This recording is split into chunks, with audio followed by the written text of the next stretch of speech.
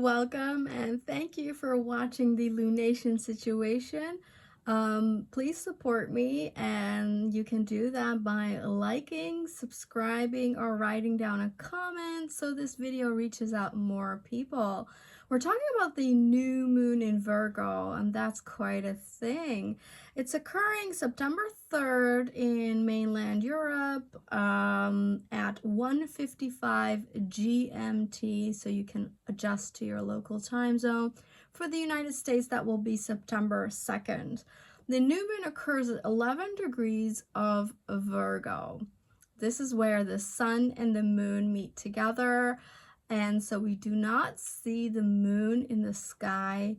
This is in the dark, a fruitful moment to really start a fresh page. This is where the energies are new, are about beginnings, are about manifestation, are about wishes, wish fulfillment, intention setting. And especially in Virgo, this is where we can make the lists. This is where we can make solid plans. This is how we can be really practical and efficient towards what we want to achieve. So we may have an action plan as well, not just wishes and hoping that things will occur. But with Virgo, we understand that effort is needed, care is needed, nurture is needed for a seed to grow and become this luscious, full presentation of itself, of the goal you want to achieve. So this new moon in Virgo is a very fruitful time to start some new goals for yourself. And so it's quite vital that you are very clear about your intentions around this period. It is said that new moons are like a portal of possibilities. So this is where you really want to use this energy to start something fresh that will benefit you and, the people around you and the greater good. Now that we understand what new moons are about, we should understand what the Virgo energy is about, because that is what we're working with here. Now, Virgo is technically still summer, but I always associate it with like really big footsteps of the autumn season coming in. It's the harvest season. It's therefore always also ruling agriculture and, I guess reaping the fruits. So that ties in with this new moon energy as well, meaning that Virgo really is a fruitful energy and like, well, what do you want to harvest? What do you want to bring home, so to speak? And as it's the last, well, technically the last sign of the summer season, what are you rounding up and what are you starting? Traditionally, a long time ago, Virgo was one of those signs that started the year. The Gregorian calendar is quite arbitrary. So time has not been always the way we perceive it. So it hasn't always been like December, January, where the year starts. At some times in history, for a long period, apparently, it was Virgo that actually started the year, and it makes so much sense for most people, especially children. September is the new year because school starts and, most children see life in school years, which is natural. So yeah, September really with Virgo always has that vibe of a fresh start. This is the coming, 9 months or 12 months of a school year, of a new year.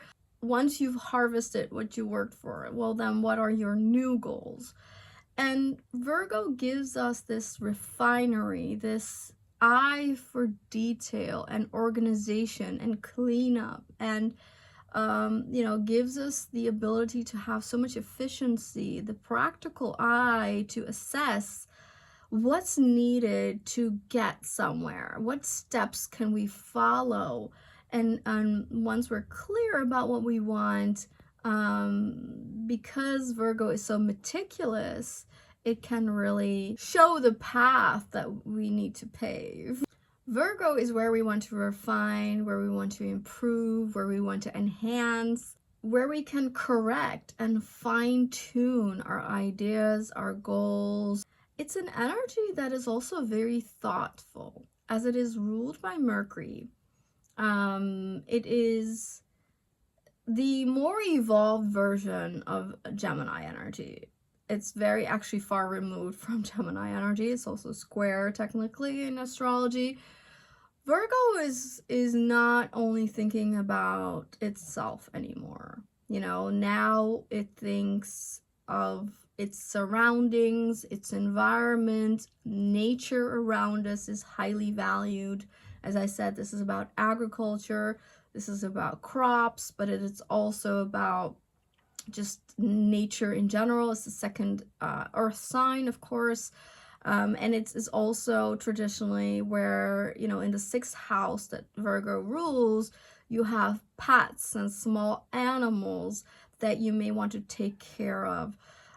The Virgo energy is very nurturing as well. It's the nurse kind of energy as well, you know, where healing is important, medicine is important, and sixth house and Virgo is also just, you know, like herbalism, traditional medicine, natural medicine, like homeopathy, what today is considered as alternative medicine, alternative healing modalities, is something that we also find with Virgo energy.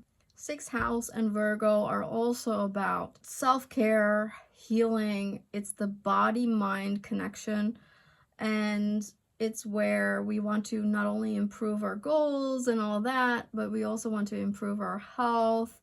So the Virgo energy is also about like starting a healthy diet, taking care of your body in that sense, and also exercising, really putting the health of your body first. And as that mercurial aspect, it is also about learning how to take care of yourself more better, how to improve your health by having healthy habits, by having a healthy routine, having a health regimen. This is where you can make a health plan, and the new moon will give you that energy that you stick to it, that this is a success.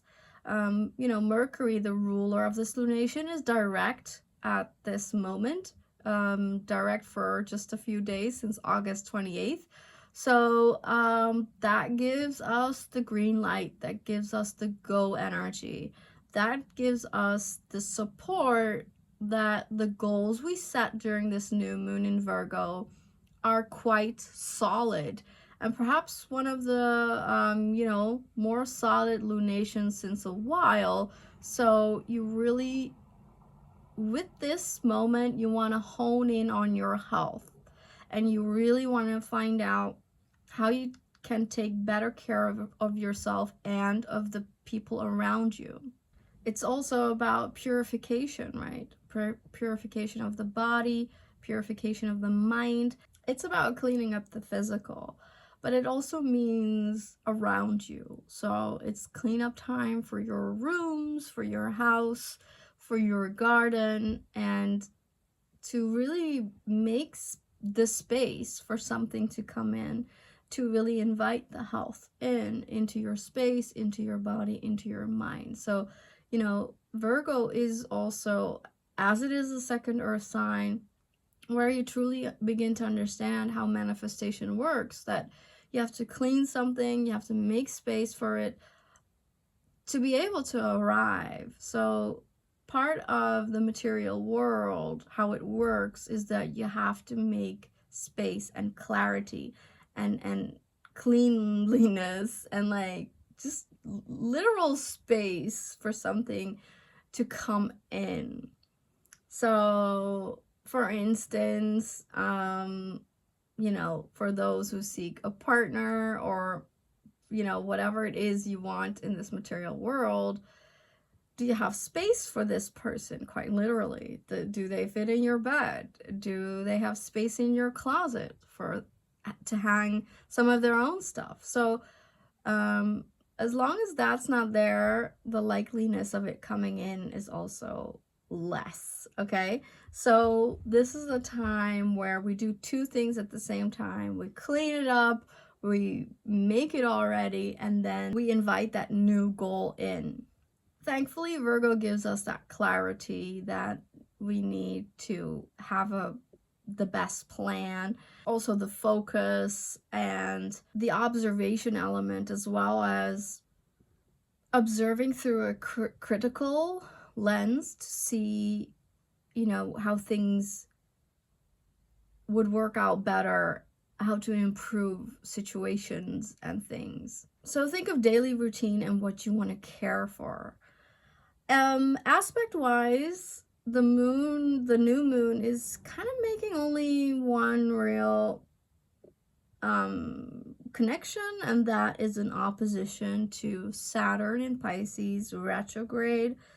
And this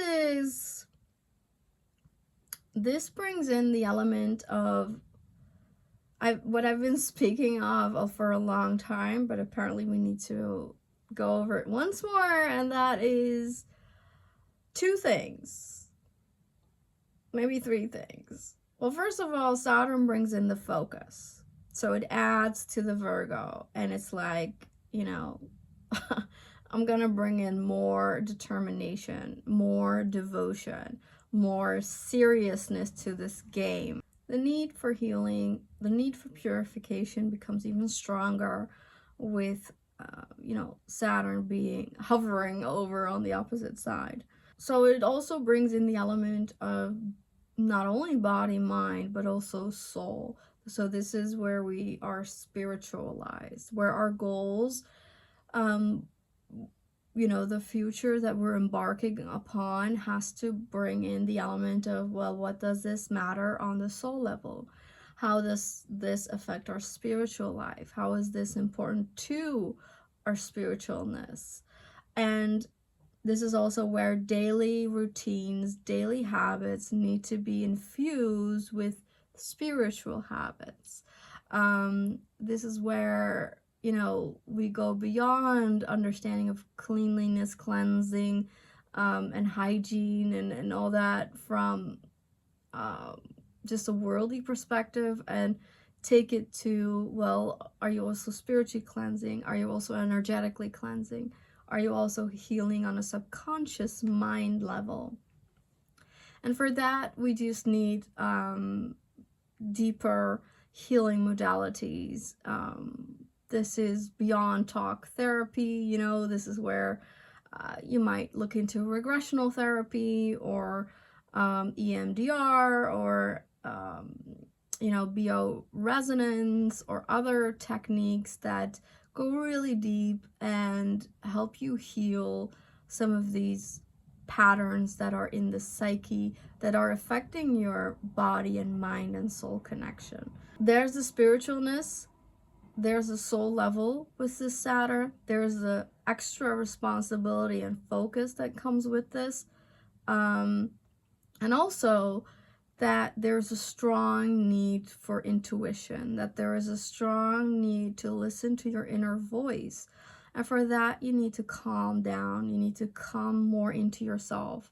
For that, you need to quiet down. You need to, you know, enjoy the silence. And so the messages with, you know, source energy becomes stronger. Your connection with divinity becomes stronger, and so that you may have a stronger ability to discern, you know, facts from foes, you know, to understand when you're being lied to, because that energy is just going to ramp up very strongly. We are in eclipse season. You know, the lunation after this one, after the new moon in Virgo, is an eclipse. So we are strongly already in the Piscean waters.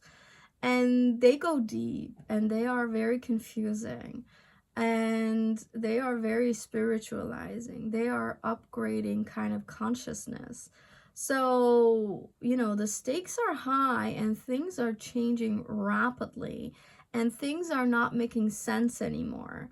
So you need your intuition to navigate these waters, or else you may drown. You may feel so overwhelmed and so not understanding of what's going on. And to be really dramatic, that may even kill some people, you know? As Pisces is also an energy of endings and removal. In 2025, the nodes are also going to change signs. The North Node is going to move into Pisces, where this energy is going to get more strong, and Saturn's going to join in with Neptune. That's just a woozy journey that we're all going to go through. So, in a way, Virgo is, well, it's the opposite of Pisces, right? So it's that, in this case, gives us a bit of an anchor, a little bit of a solidity, where Pisces does not have that. And so there is still the sense that we can hold on to something. But I would say that even though that might be comforting, that's something we're working with this new moon in Virgo. The coming time, I'd say, until, well, from the literal eclipse in Pisces until a good first half of 2025, I'd say that there's not much you can hold on to anymore. In fact, maybe nothing. And that will be quite a challenge for a lot of people. And we've been so programmed on this material plane that, we're so focused on having a house that most people that work, aren't even in for most of their time. That the cost of living is so tremendous when, it shouldn't be. It's kind of free to live, most people have for a gazillion of centuries. So, as I said, most things, when your consciousness increases, which is Piscean, don't make sense because they are not making sense. They're not real. The systems that we've made to believe are not real. But people love to embrace those almost fantastic fantasies because it gives the illusion that you can hold on to something. You can hold on to your income. You can hold on to your house. You can hold on to your possessions and your luxuries and whatever. When in fact, all of that is BS, and it's never something you can hold on to because, God forbid that one day you may not have that income anymore and you may have to leave that house or whatever it is, right? Then you understand that, nothing is forever and things can just change, and there's nothing. That's the biggest illusion, that you cannot hold on to this material world when it seems so solid, right? And it's interesting because Virgo plays with this. Virgo understands the material life. It's about that manifestation. It works very strongly in this material life. But as it is the opposition of Pisces, it always has that element of kind of deeply knowing that it's not real. And it's definitely not what matters. I think that's the difference. If you look from an earth sign perspective, Taurus really values the material, right? Maybe most strong than other earth signs, even though they usually say Capricorn values that strongly. But as of the earth signs, Virgo is the most nurturing sign, the most caring sign. And that is a testimony that Virgo understands, as it is the second Mercury ruled sign, right? It understands on a very deep level that there's more to life because of the Pisces opposition, and that there's more to the materialness of life. And that's why it starts to care for people, for living things, for the environment, for animals, right?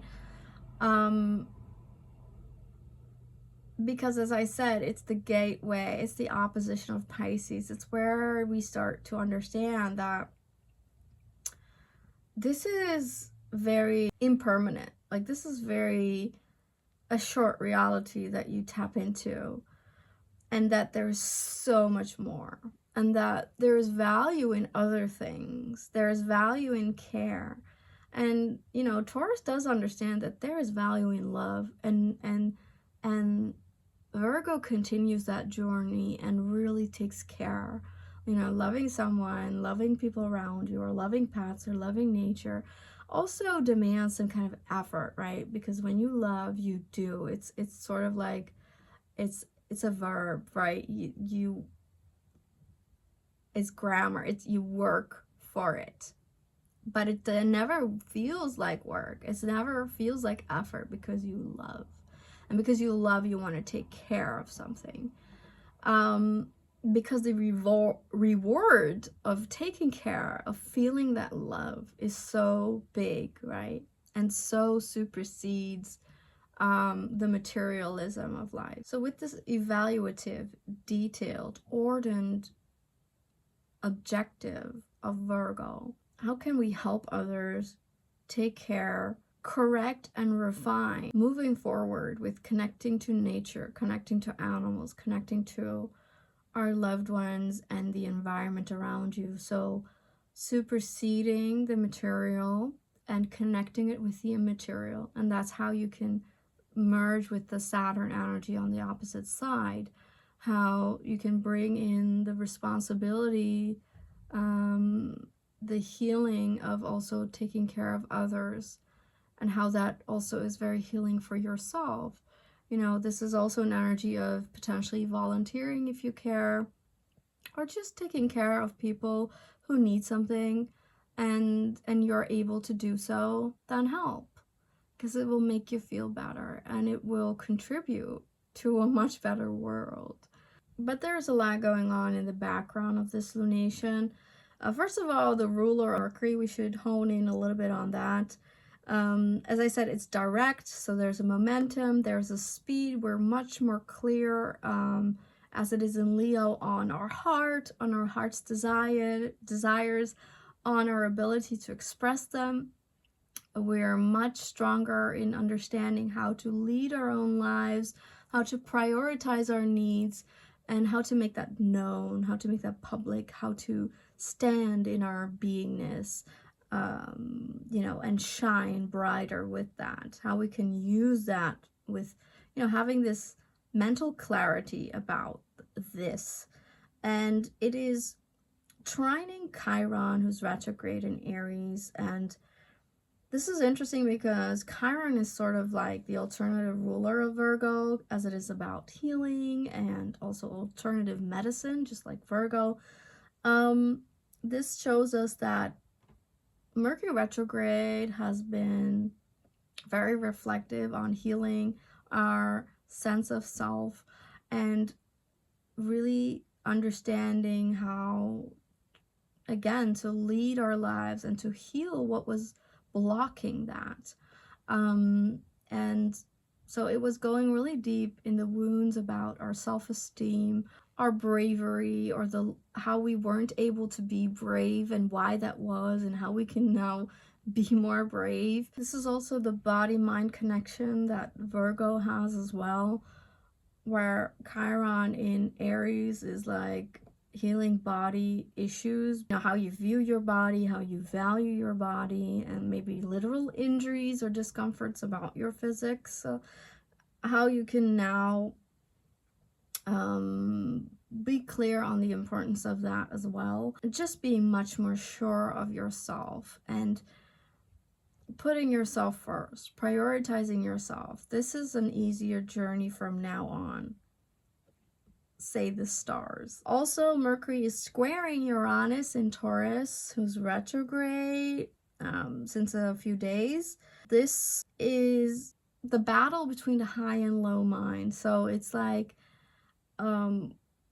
simple information versus complicating information. I think with Virgo being ruled by Mercury, with stuff that's behind in this lunation, such as a very strong Neptune square Mars that I'll get into, and this square between Mercury and Uranus is telling that we are in something that has been coined before, and that is info wars. Okay, so a war of information, a very hard time in discerning what are facts and what are lies and what is deceit and what is an illusion, what is false, and it's a deliberate tactic that they use because it's highly confusing if one says A and one says B and it's completely opposite,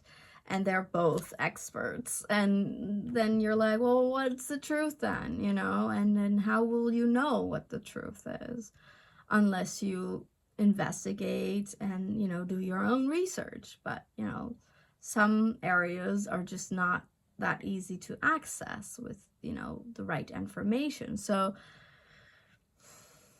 and this is again tying into that Saturnian Pisces element. This is where you have to have a very strong intuition, and that comes from being able to turn within, turn to the silence, so that you can hear the information that's beyond this little program that we're living in, and the control over information. Knowledge is power. And it's not just you and me who knows that, So if you want to be in control, if you want to lead and you want to, control a mass or a country or more people, then you control information. We are in a time where we are seeing this control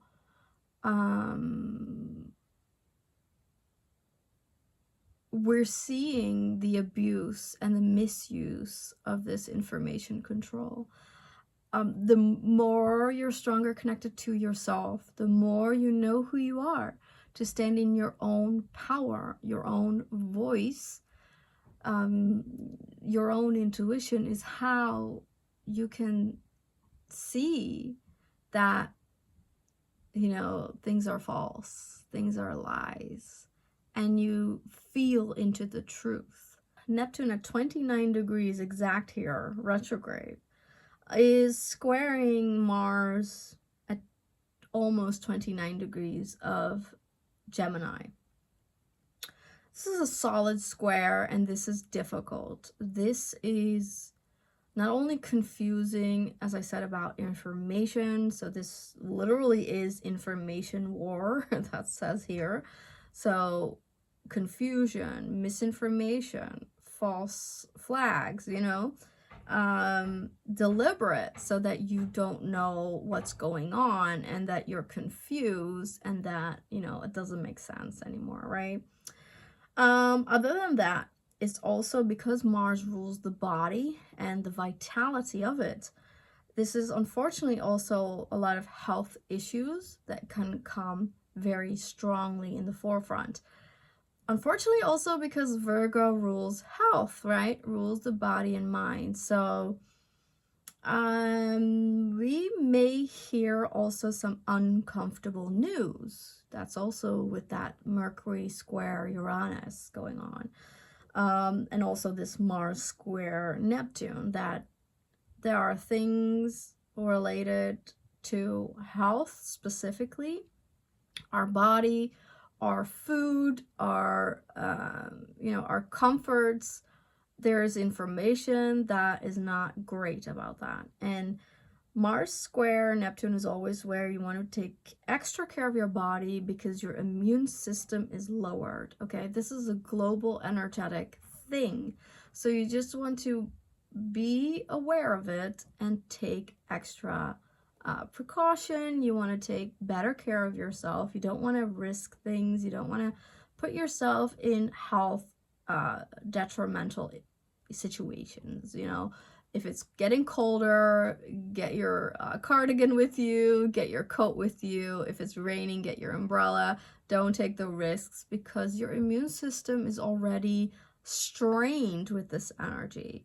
Unfortunately, when Neptune is involved, we're also speaking of, you know, unseen issues. So viruses, bacteria, just also, again, health issues, but this time just very unclear, unseen. As Mars is in Gemini, this could also be the lungs or the mind. So this is also a mental health issues that may rise around this time.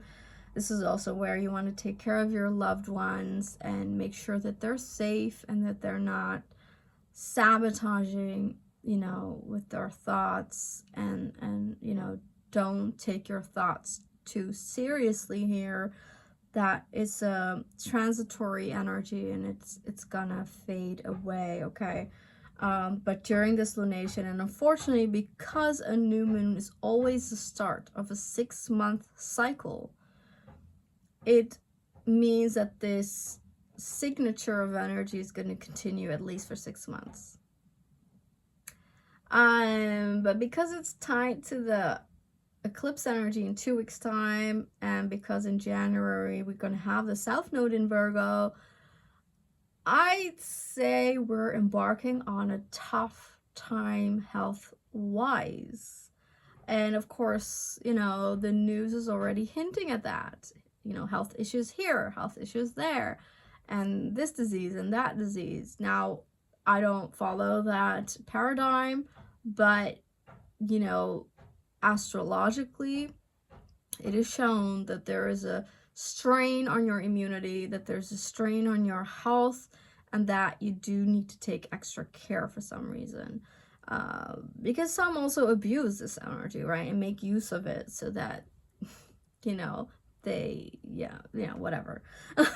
So you just want to take better care of yourself. So whatever that means for you, okay? If you're able to go to the sauna, I love that. I think that's a super great health regimen.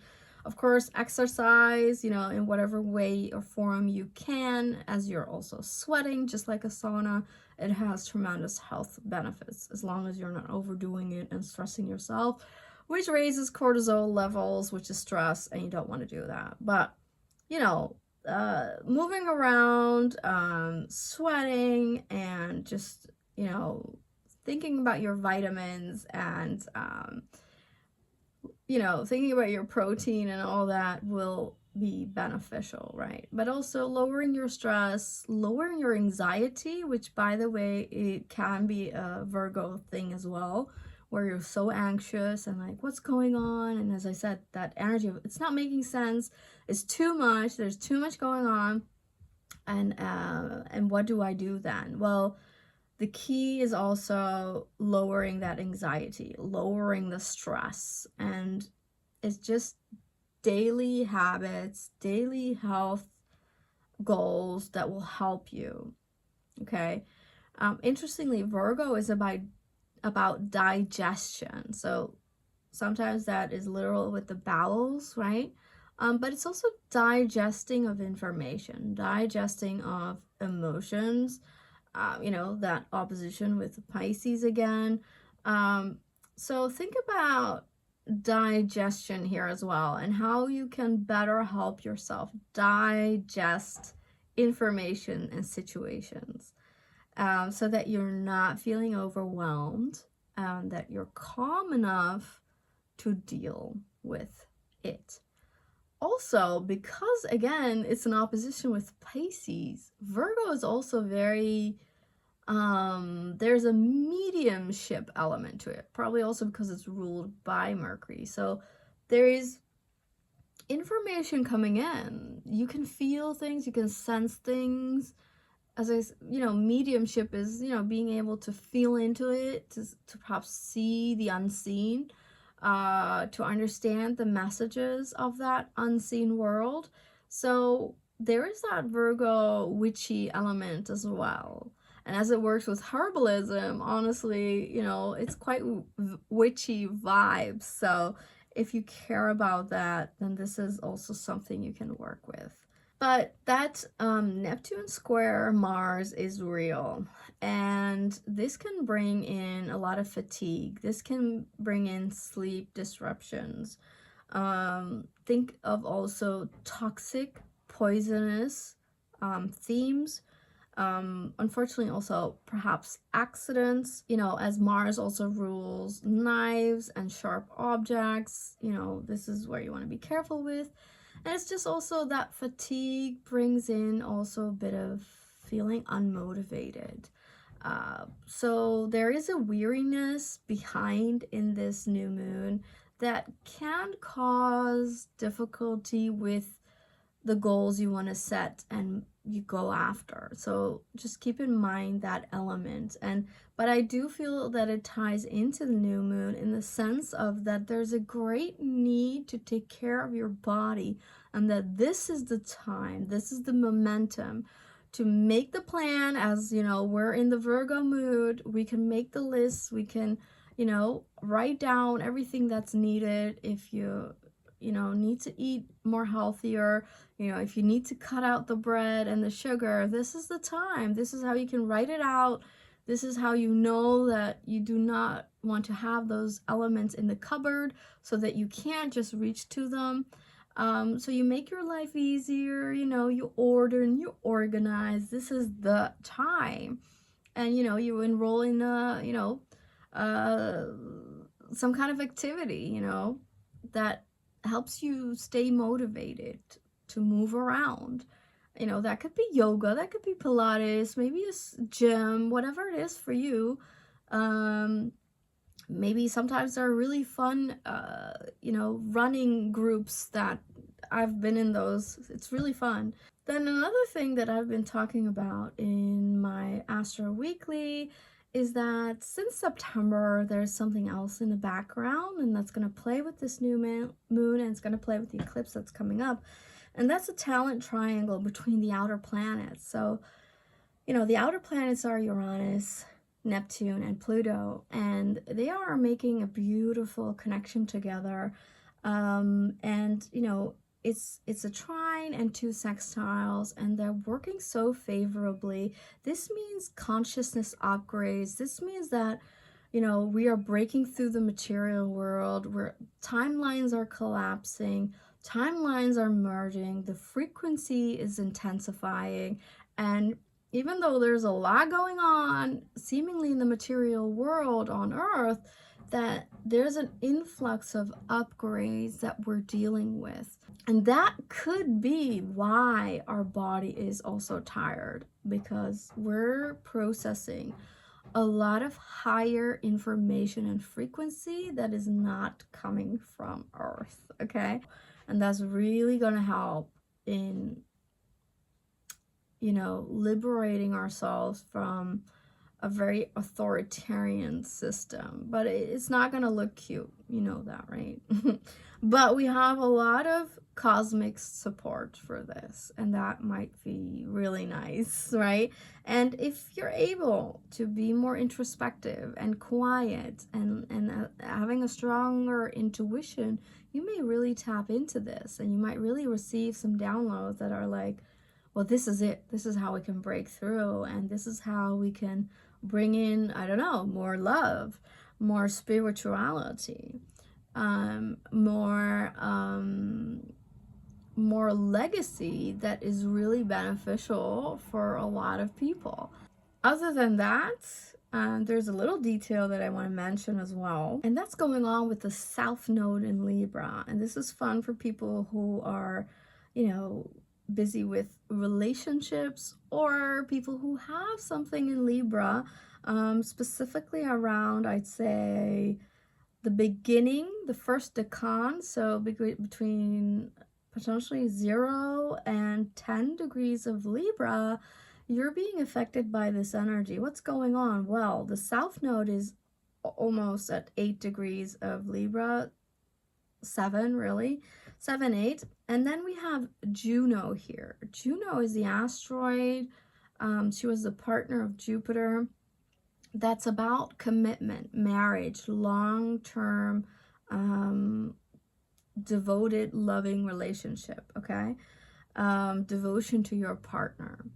And South Node in Libra is all about releasing and letting go of relationship patterns that aren't beneficial. So, this is where we let go of overgiving, overdoing, over kindness, thinking too much of the other, not being able to put yourself first, not knowing what you want, kind of your identity washing away in a relationship. That's not what we want. That's not great. That's not serving anybody, and that's not inducing a healthy relationship. So we're releasing toxic habits within a relationship, within intimacy. And Juno being here is where we connect, and I feel like a new chapter is starting where we're understanding how we can be different in a long-term committed relationships to really feel that devotion, that partnership that we desire. But we can only do that once we purge out the toxicity, right? Purging out the patterns that are holding us back from going there. And, Venus is in Libra, hovering really close. Who rules the South Node? And who rules loving relationships? And so there's that element going on as well that I find very interesting. So there's some ending in the love department for some people.